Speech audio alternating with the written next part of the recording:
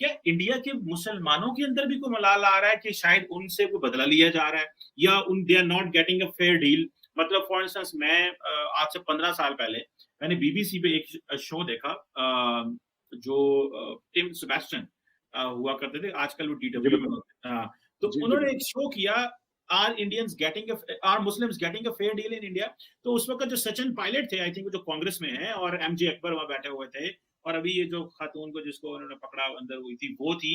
तो मैंने उस डिबेट को बड़े ध्यान से सुना, लोगों ने क्वेश्चन किया, and I am talking of this story, I watched it back in 2007 में मैंने देखा, 8 में या 9 में, कर सॉरी 9 में मेरे ख्याल। तो मैंने आज से इतने साल पहले कि आप मुस्लिम्स गेटिंग अ फेयर, तो ये जो क्वेश्चन है कि वो जो मलाल वाली बात है, आप समझ रहे हैं क्या ये कहीं मुसलमानों में आ रही है कि वो जो मलाल इनको हुआ था, जो इन्होंने फील किया, आज ये हमें ये फील कराना चाहते हैं?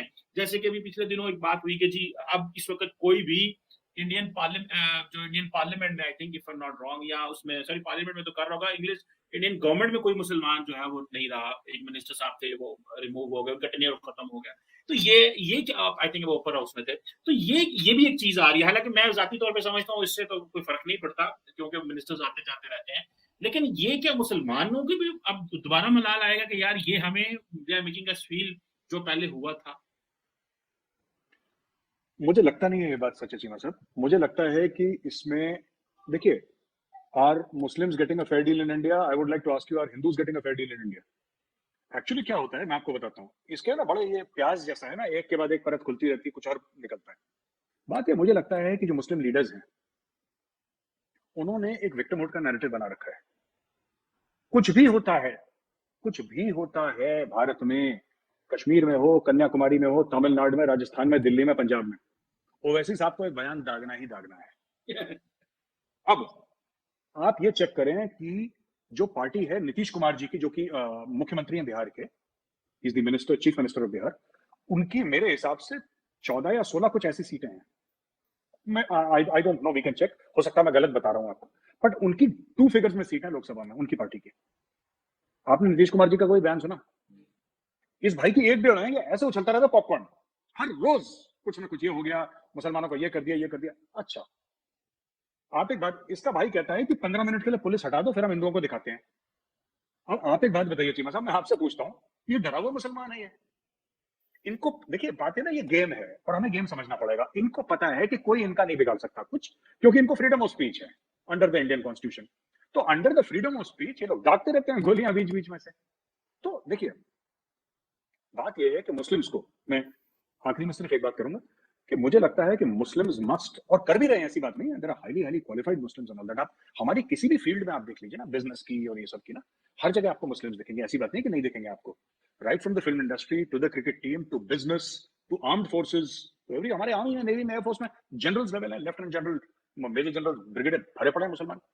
राइट, जबकि जो सबसे सेंसिटिव इदारा है इंडिया का, आपके इसरो में है मुस्लिम्स, वो sending part of the team which is sending rockets to space. तो ये कहना कि नहीं, वो उनको ये सेंडिंग दिखाया जा रहा रॉकेट्स है कि टू भाई space and sending rockets to Pakistan. नहीं, उसमें भी आपको मिल जाएगा कोई ना कोई वहां पे। तो बात ये चीमा साहब कि मुझे ऐसा लगता है कि देखिए, परेशानी तो है, मैं आपको ये नहीं कहूंगा कि परेशानी नहीं है। अगर मैं आपको ये बोल दूंगा कि चीजें परफेक्ट है चीमा साहब, तो I would be telling a lie. But ये ना बहुत बड़ा चला के बोला जाता है, बहुत बड़ा चढ़ा के बोला जाता है हर चीज को, और पॉलिटिकल रंग दिया जाता है कि इससे, ओवैसी साहब इस चक्कर में है कि कोई मछली हुक मुंह में दबा ले और यार मेरी कुछ सीटें निकल जाएं। सबका गेम वही है। आज तक ओवैसी साहब ने प्राइम मिनिस्टर को यह नहीं बोला कि मैं चाहता हूं कि यहां पे मुस्लिम एजुकेशन के बारे में आप क्या कर रहे हैं, नहीं बोलेंगे ये। क्योंकि जिस दिन मुसलमान भारत में ऑलरेडी पढ़ा लिखा है, ऐसी बात नहीं है, जिस दिन आम मुसलमान एक लेवल पे पहुंच गया तो ओवैसी साहब से पूछेगा, बोलेगा जी साढ़ा कहते रख, then you have no answer. तो जब तक कोई पढ़ा लिखा नहीं होगा ना, तब तक आप उसको घुमा सकते हैं कि इस्लाम खतरे में है। ये हर दूसरे दिन तो इस्लाम खतरे में आ जाता है इंडिया में, ये जो मुस्लिम लीडर है, पता नहीं किस चीज के लिए आ जाता है खतरे में।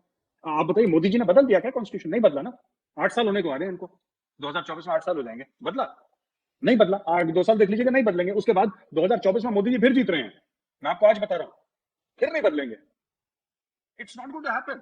बट डराने में अच्छा है कि मैं मुसलमानों को डरा, देखो यार, कॉन्स्टिट्यूशन चेंज होने वाला है। अब सीए था, आई जस्ट टेक 1 मिनट पहुंची में सर, कांग्रेस पार्टी ने क्या बोला? CA was meant for foreigners.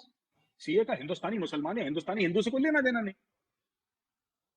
जो सीए था, that was supposed to be for Pakistan, Bangladesh and Afghanistan. उसका इंडियन से कोई मतलब नहीं, सारे मुसलमानों को निकाल देंगे भारत से, देख लेना।